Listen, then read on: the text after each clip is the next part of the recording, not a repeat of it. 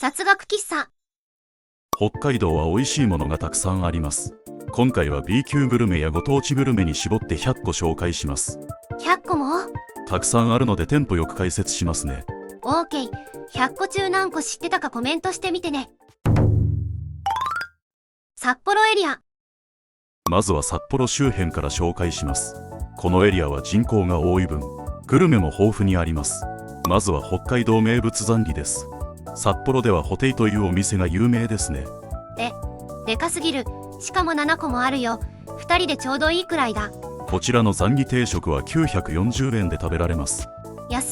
近くにあったら毎日通いたいね。続いて札幌市を中心としてチェーン展開している三好野の餃子カレーです。意外な組み合わせだけどボリュームたっぷりだし、これで440円は安すぎる。1967年創業当初は260円だったそうです。その時代に生まれたかったな。続いて札幌のサンドリアというお店のサンドウィッチです。どんな特徴があるの？安くてボリュームがあり、種類も豊富、そして24時間営業です。うわ、火のつけどころがない。続いて小樽のナルトというお店の半身揚げです。常に行列のできる人気店です。ボリュームたっぷりだね。ちなみにナルト屋はのれんは消したチェーン店で、全く同じものが食べられます。急いでいて行列を待てないときはそっちでもいいね。続いて小樽の釜エイパンロールです。何かが包まれてるな。かまぼこが入ってる。かまぼこをスナック感覚で食べてほしくて始めたそうです。今度小樽運河を散策しながら食べてみよっかな。続いても小樽のあんかけ焼きそばです。固めの麺に具材たっぷりのあんが乗ってて、長崎のあんかけ焼きそばみたいだね。明確な違いはありませんが、冬に温まるということで昭和30年頃から広まりました。冷えた体に熱々のあんかけ、絶対美味しいね。続いて主に小樽の焼肉店で締めとして出される焼肉タレのスープです。タレのスープ？焼肉のタレを出汁で割ったもので、昭和40年頃から広まったとされています。へえ、どんな味がするのか気になるね。続いて夕張のカレーそばです。カレーうどんじゃなくてそばなんだね。発祥の藤野屋は閉店してしまいましたが、他のお店が味を継承しています。伝統の味を守ろうとする思い、一緒に心にしみるよ。続いてニセコのコロッケ定食です。地元の特産品で作られています。どんな特徴があるの？ニセコは寒暖差があるためじゃがいも生産に向いており、様々な品種が栽培されています。お土産にいろんなじゃがいも買って帰りたいね。続いて三笠の道の駅のキッチンカーで販売されている焼き鳥です。肉が大きい気がする。はい、他の焼き鳥よりも肉や野菜が大きく、食べ応え抜群です。ドライブのお供にもいいね。続いて美唄の角屋というお店の焼きそばです。あれ、袋に入ってるよ。珍しいね。袋に入っているため、箸がなくてもそのままかぶりつけます。気軽に食べられていいね。続いて美唄の鶏飯です。エイコープやドライブインなどで食べられます。どんな特徴があるの？鶏肉以外の材料をほぼ使っていないため、ご飯全体から鶏の風味が感じられます。まさに鶏飯って感じだね。登別エリア。続いて道央南側の登別周辺です。この辺りも札幌から日帰りで行ける距離のため、グルメが豊富ですね。まずは苫小牧のホッキカレーです。丸苫食堂が有名ですね。苫小牧名物のホッキがたくさん入っていて美味しそう。昔は肉よりもホッキの方が安かったそうです。その時代に生まれてたら一杯ホッキ食べれたのにな。苫小牧にはホッキ焼きそばもあります。あんかけ焼きそばみたいだね。あれ、カレーもついてる？カレーを焼きそばにかけながら味わうそうです。新しい。これは試してみたいね。続いて支笏湖チップです。北海道ではヒメマスのことをチップと呼びます。支笏湖のチップはどういう特徴があるの？臭みの原因となる水生昆虫を食べないため、とても食べやすい味になっています。支笏湖に行ったら絶対食べよう。続いて室蘭焼き鳥です。鶏ではなく豚、ネギではなく玉ねぎを使っています。変わってるね。しかもからしをつけて食べるんだ。日中戦争の時代、国から養豚が推奨されたため、豚肉を使うようになったそうです。 B 級グルメは美味しいだけじゃなくて歴史も面白くていいね。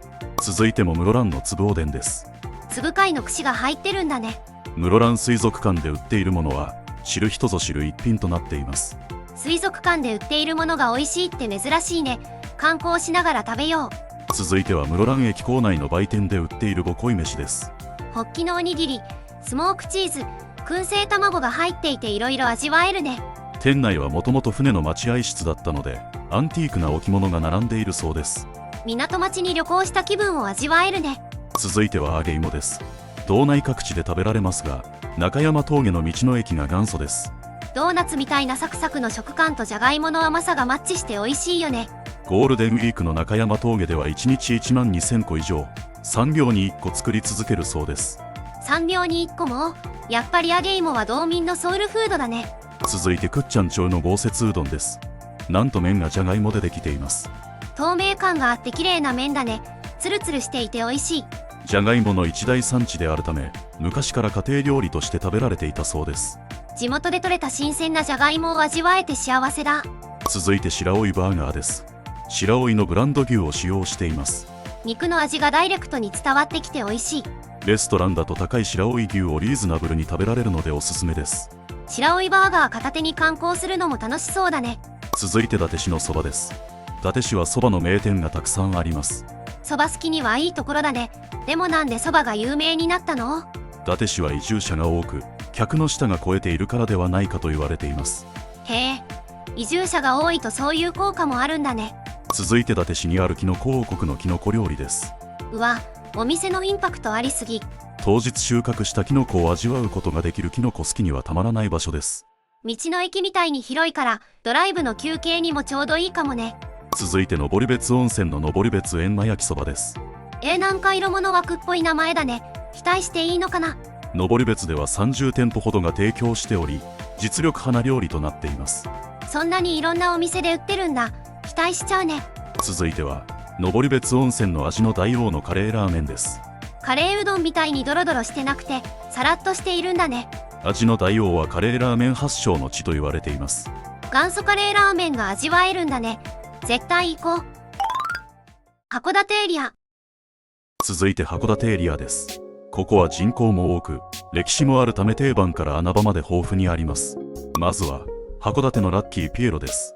やっぱりここは外せないよね。詳しくは別の動画で紹介していますがどのメニューも安くて美味しいです。私はオムライスとシェイクがおすすめだよ。みんな食べてみて。続いて函館の長谷川ストアで売っている焼き鳥弁当です。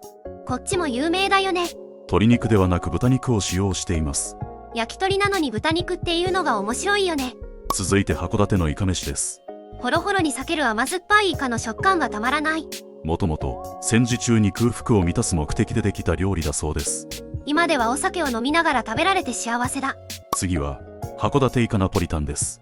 函館はイカが有名だけどナポリタンにしちゃったんだ。お店ごとに特色があるので食べ比べしてみても良さそうです。旅行中のランチにちょうどいいね。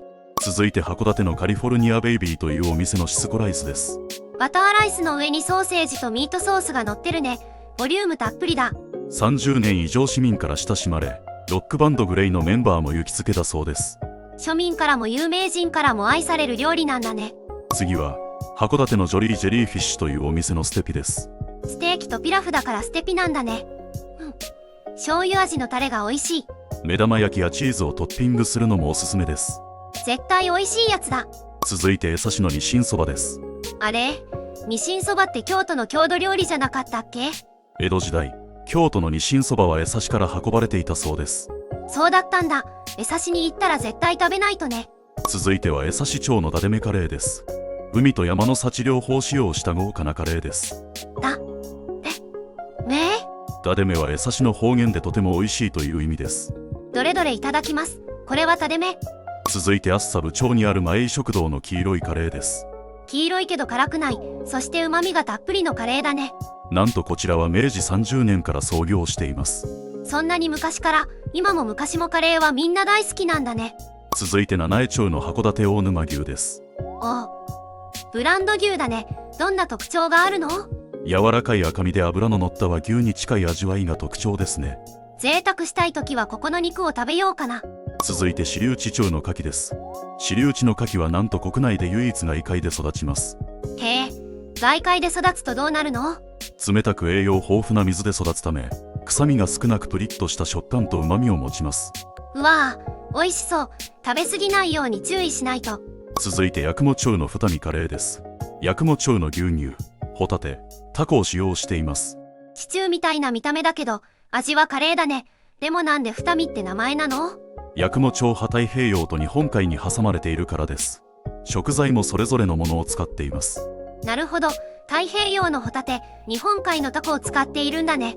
続いて松前のマグロ三色丼です。ブランド化された松前マグロを使用しています。松前マグロはどんな特徴があるの？津軽海峡で採れたマグロを船の上で迅速にかつ締めするため新鮮です。美味しそう。松内に行ってできるだけ新鮮なものを食べたいね。旭川エリア。続いて旭川周辺のエリアです。札幌に次ぐ大都市なのでやはりグルメは豊富です。まずは旭川の新子焼きです。鶏の半身が丸ごと焼いてあってボリュームたっぷりだ。料理の世界では若いものを新子と呼ぶので、若鶏を焼いたものを新子焼きと呼ぶそうです。肉汁がたっぷり閉じ込められてあって美味しい。続いて旭川の純ドッグです。いろんな具が入ったホットドッグみたいな形のおにぎりだね。発祥は美瑛町の純平というお店ですが2013年に閉店してしまいました。純平さんが作ったから純ドッグなんだね。行きたかったな。続いて旭川醤油焼きそばです。麺に旭川産ベーコンが使われているのが特徴です。だからこんなにもちもちしているんだ。美味しそう。旭川は醤油ラーメンが有名なので焼きそばも醤油味にしたのかもしれませんね。焼きそばなら家でも手軽に作れていいよね。続いて旭川のモル麺です。具材にホルモンが使われています。旭川のラーメンといえば醤油ラーメンってイメージしかなかったよ。実は旭川は塩味のホルモン発祥の地と呼ばれるほどホルモン好きが多いのです。美味しいホルモンに美味しいラーメン、2つ合わさったらめっちゃ美味しいに決まってる。続いて知る人ぞ知る旭川にある立ち食いそば屋花ちゃんのゲソ丼です。こんなにイカゲソが乗ってる。お腹いっぱいになること間違いなしだ。ラーメンやそばとのセットメニューもあります。セットで食べれるか不安だけど挑戦してみるか。続いて滝川の高田屋というお店発祥のチャップ丼です。ポークチャップとは違ってタレで味付けがされているんだね。旭川市内でも提供されているお店があり、市民のソウルフードです。一杯食べたいけど太っちゃいそう。続いて南富良野のエゾカツカレーです。エゾ鹿の肉が使われています。鹿肉か、珍しいね。臭みもなくて食べやすい。北海道はエゾ鹿が増えすぎてトラブルが多発しているため開発されたそうです。ただ駆除するだけじゃかわいそうだもんね。しっかり味わっていただこう。続いて富良野のオムカレーです。具材はもちろん牛乳も富良野産です。この一つの料理に富良野の良さがぎゅっと詰まっているね。提供しているお店がたくさんあるため食べ比べをしても楽しそうですね。富良野に行った時は毎日オムカレー食べるぞ。続いて富良野の生ラボーです。富良野マルシェで販売されています。生ラ？富良野名産のアスパラやトントロがたっぷり入っています。どんな味なんだろう？生ラ甘い。続いて美瑛町のカレーうどんです。美瑛町産の小麦と豚肉が使われているんだね。つけ麺、焼き麺、かけ麺と3種類あるのも特徴です。どれ食べるか迷っちゃうね。次も美瑛町にあるレストランブランルージュのビーフシチューです。お店の名前からして美味しそう。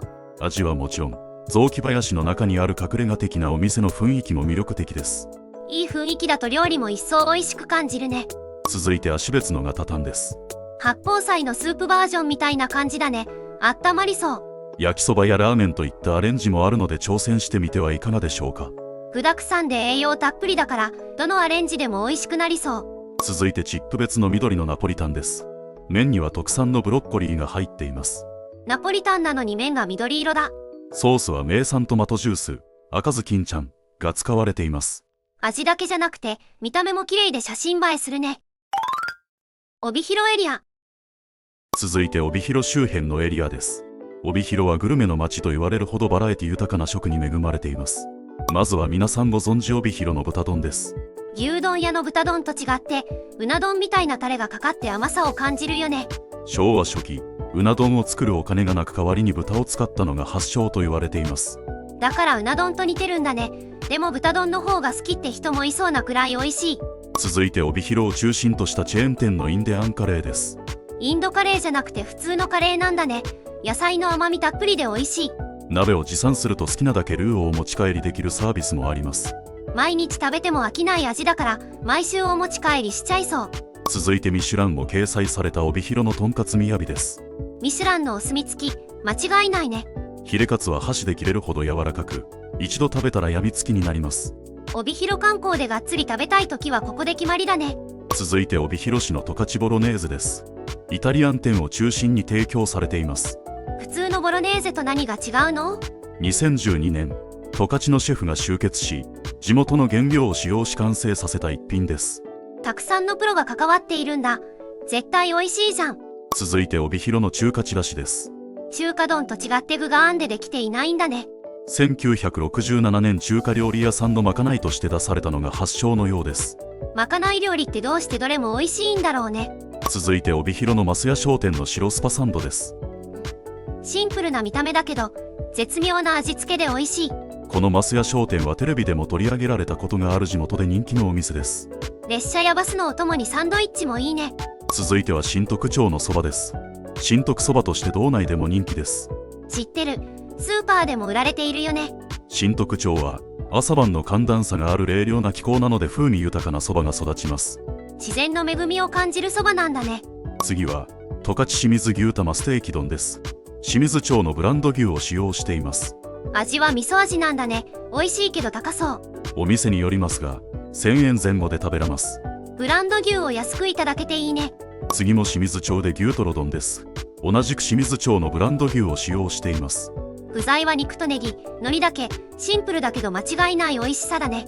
通販でも食べることができますが、やはり現地で新鮮なものを食べるのに限るでしょう。この辺りでお腹が空いたら牛トロ丼で決まりだね。続いて目室町のコーンチャーハンです。チャーハンが見えないくらいコーンが乗ってる。甘くて美味しい。目室町はスイートコーンの生産量が日本一なんですよ。だからこんなにいっぱい乗ってるのか。コーン好きにはたまらないね。続いて大樹町のチーズサーモン丼です。チーズとサーモンの天ぷらか。今までありそうでなかったね。大樹町原久能と漁業療法とも盛んなのでこれが開発されたそうです。両方一遍に味わえてハッピー。続いて広尾町のシャロッケです。シシャモを使っているコロッケです。なんでシシャモを使ってるの？実は広尾町は日本有数のシシャモの水揚げ地だからです。最近はシシャモが値上がりしてなかなか食べられないから嬉しいね。釧路エリア。続いて釧路エリアです。港町なので魚介系が多いですが、人口も多いためそれ以外も豊富にあります。まずは釧路の炉端焼きです。うわ、いろりなんて初めて見たよ。釧路市内では未だにいろりで熟練の技を持って焼いてくれる店があります。今時珍しいね。釧路に行ったら絶対食べないと。続いては釧路のスパカツです。鉄板の上にパスタとカツが乗ってるよ。ボリュームたっぷりだ。1960年頃、ごちそうだったカツをパスタに乗せてみようと考え誕生した料理です。今では気軽に食べられて幸せだね。続いて釧路のそばです。麺が緑色に着色されています。本当だ。味は他のそばと変わらないね。なんで緑色に着色したの？緑色は新そばの色なので、新そば気分になってもらおうと考えたそうです。確かに見た目は大事だもんね。続いては釧路ラーメンです。札幌、函館、旭川はよく聞くけど、釧路ラーメンはどんなのなの？あっさりめですが奥の深い醤油スープで、一度食べたらやみつきになります。ああ、釧路に行ったらラーメン巡りしたいな。続いて釧路のタレザンギです。普通のザンギと違ってお店特製のタレが相性抜群で美味しいね。骨付きと骨なしが選べるお店がありますが、間違いなく骨付きが美味しいです。骨から旨味が出て美味しい。続いて釧路のサンマンマです。炊き込みご飯の上にしそとサンマが乗ってるね。骨もなくて食べやすい。お店で出来たてを食べるのが美味しいですが、お持ち帰りもあります。電車の中でサンマンマを食べるのも旅行気分が味わえていいね。続いて釧路のつぶ焼きです。刺身じゃなくて焼いて食べるんだね。お店特製の秘伝のタレをたっぷりと注いで焼かれます。身だけじゃなくて汁も美味しそう。続いて白糠のタコ粒ステーキ丼です。白糠産のタコとつぶ貝を使用しています。タコ大きい。熱々で塩味のあんとも相性がいいね。白糠の道の駅でも食べられるため、ドライブの際はぜひお試しください。運転に疲れた体に染み込むね。続いて別海町のジャンボホタテバーガーです。別海町で採れたホタテを使用しています。別海町って牛が多いイメージだったけど、ホタテも有名だったんだね。地元の飲食店だけでなく農家の人も巻き込んで開発したそうです。まさにご当地の人たちみんなで作り上げた料理だね。続いて同じく別海町のポークチャップです。豚肉の厚みがすごすぎる。これは食べ応え満点だ。調理時間が長いため予約をした方がいいかもしれません。美味しい料理を待っている時間、これもまた食事の楽しみだ。続いて根室のエスカロップです。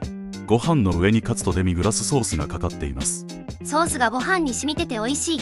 根室での知名度は非常に高く、コンビニでも売られるほどだそうです。まさにご当地グルメだね。続いて阿寒焼き鳥丼です。焼き鳥ですが鶏肉を使用していません。じゃあ豚肉かな。これは鹿肉？飼育農場で育った鹿肉のため癖がなく食べやすいのが特徴です。北海道は焼き鳥なのに豚肉だったり鹿肉だったり自由だ。続いてで鹿が町の摩周そばです。生産量が少なく幻のそばと呼ばれています。幻のそば、どんな特徴があるの？通常より早く収穫するため鮮やかな色と豊かな香りが楽しめます。お、つけ汁につけすぎないでそのまま味わいたいね。知床エリア。続いて知床エリアです。人口が少ないエリアですが海産物を中心にご当地グルメがたくさんあります。まずは小清水町の道の駅限定なんだこりゃスティックです。ネーミングセンスどうなってるんだ。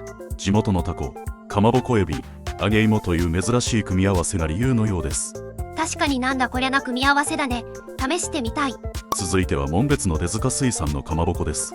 港にありますが観光客も多く訪れます。なんでここのかまぼこは有名なの？なんと注文するとその場で揚げてもらえ、イートインスペースで食べられるのです。観光の休憩が寺に寄るのも良さそうだね。続いてオホーツク紋別ホワイトカレーです。オホーツク産のホタテと牛乳がいい味を出してるね。2007年町おこしのためにじゃらんと飲食店が共同開発した珍しい料理です。町は潤うし私のお腹も満たされるしいいことずくめだね。続いて北見市のオホーツク干し貝柱塩ラーメンです。どれどれ、おお、食べた瞬間に濃厚なホタテの味が口に広がる。ラーメンの上に乗ってるホタテは崩しながら食べると麺と絡んで美味しいですよ。スープも飲み干したくなる美味しさだ。続いて北見の焼肉です。ホルモンが新鮮で美味しい。北見市は人口あたりの焼肉店が全国トップ3に入るほど焼肉好きが多い市です。北見での晩ご飯は焼肉とビールに決まりだ。続いてオホーツク北見塩焼きそばです。オホーツク産のホタテと天然塩が相性抜群だね。こちらもオホーツク紋別カレーと同様2007年じゃらんが開発に関わっています。じゃらんさん、美味しいもの考えてくれてありがとう。続いて網走のオホーツクザンギ丼です。網走産オホーツク鮭ザンギを使用しています。普通のザンギも美味しいけど鮭のザンギはヘルシーでパクパク食べられるね。こちらもじゃらんが開発に関わっています。じゃらんさん、グッジョブ。続いては網走のもよろ鍋です。オホーツクの塩や鮭などを使用しています。なんでもよろ鍋っていうの？この辺りにはアイヌではなくもよろ人という別の先住民がいたからだそうです。そうだったんだ。歴史の勉強にもなるな。続いて網走ちゃんぽんです。長崎じゃなくて網走もちゃんぽんが有名なんだ。長崎と違いホタテなどオホーツクの美味しさが詰まった一杯となっています。スープも貝と野菜の旨味が染み出てて美味しい。続いて標津町の標津鮭三大漬け丼です。鮭とイクラとホタテが乗ってるね。出汁が効いてて美味しい。出汁は鮭節を使用しています。このイクラ、親の鮭、祖父母の鮭節だから三大漬け丼なんだね。続いて清里町のオホーツク清里虹色うどんです。味が7種類もついてくるんだね。地元の斜里岳の水を使っています。また斜里岳のように山形に配膳しています。登山できない人もこれを食べて山気分を味わおう。続いてクンネップのタレカツ丼です。卵で閉じてないんだね。甘辛い醤油のタレがシンプルだけど美味しい。クンネップの飲食店はすべてこのタレカツ丼を提供しているほど町全体で推しているそうです。すごいな。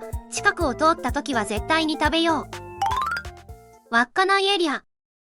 最後は稚内エリアです。僻地や離島であるため人口も観光客も少ないですが穴場な楽しみ方ができます。まずは稚内のチャーメンです。中華料理の一種で稚内市民から愛されています。見た目は具がいっぱい入ったあんかけ焼きそばだね。あんかけ焼きそばの麺は揚げ麺ですがチャーメンは焼かれているのが特徴です。ほんとだ、カリカリしてる。ボリュームもたっぷりで美味しいね。続いても稚内で大名護料理です。稚内ではいろいろな料理が編み出されています。大名護？初めて聞いたな。知る人ぞ知る絶品の魚だと釣り人にはおなじみとなっています。へえ、稚内に行ったら大名護料理の食べ比べしてみようかな。続いて利尻島フェリーターミナル内の食堂で提供しているウニ飯丼です。離島にあってなかなか食べれないから幻のウニ飯と呼ばれてるものだよね。全国ご当地丼グランプリでは史上初の殿堂入りを果たし表彰されました。これだけのために利尻島に行く価値があるね。同じく利尻島のラーメン味楽の焼き醤油ラーメンです。利尻島にもラーメン屋さんがあるんだ。日本一行くのが大変なラーメン屋さんと呼ばれています。人生で一度は行ってみたい。続いてビフカ町のチョウザメ丼です。あれ、ビフカ町って内陸にあるよね。なんでチョウザメなの？ビフカ町はキャビアの収穫を狙い、チョウザメの養殖に力を入れているのです。へえ、珍しい町だね。キャビアも食べてみたいね。続いて豊富町のホッキチャウダーです。クリームチャウダーにホッキが入ってるね。豊富町はセコマの牛乳の産地であるほど酪農が盛んなためこの料理ができました。よし、セコマの牛乳片手に食べに行くぞ。続いて日本最北端の町、手塩町のしじみラーメンです。お味噌汁じゃなくてラーメンにしじみを入れちゃったんだ。手塩町は北海道随一のしじみの産地で、粒が大きいのが特徴です。そうなんだ。ラーメンだと確かに気軽に食べられていいアイディアだね。続いて名寄の煮込みジンギスカンです。焼肉じゃなくて煮込むんだ。野菜に肉の旨味が染み込んで美味しい。家庭料理として食べるのが基本ですが、お店でも提供されているのでぜひお試しください。よし、東北旅行するときは名寄に立ち寄ってこれを食べるぞ。続いて江差町の道の駅で提供しているホタテカレーです。1、2、3、9個もホタテが入ってる。江差のホタテは知る人ぞ知る一品で、ホタテならではの甘みが素晴らしいです。甘いホタテとスパイシーなカレー、絶対合うね。続いて諸山別の道の駅のフグだしラーメンです。なんでフグなの？実は諸山別は北海道で唯一の天然フグの産地なのです。そうだったんだ。そんな貴重なフグを手軽に味わえていいね。続いて遠別の道の駅で売っている遠別コロッケです。ホタテとタコが入ってるね。食感がコリコリしてて美味しい。この遠別コロッケは2019年全国コロッケフェスティバルで3位を受賞しました。全国3位はすごいね。ドライブのお供に買おう。最後はおといネックの名物黒いそばです。しかし今はもう食べられません。なんで食べられないの？製造元の畠山製麺が2022年8月31日に廃業したためです。食べたかったな。グルメって一期一会だね。以上北海道 B 級グルメ100選でした。いっぱいあったね。どれも美味しそう。皆さんはどれだけ知っていましたか？コメントで教えてくださいね。あれがなかった。これも紹介してってコメントも待ってるよ。ご視聴ありがとうございました。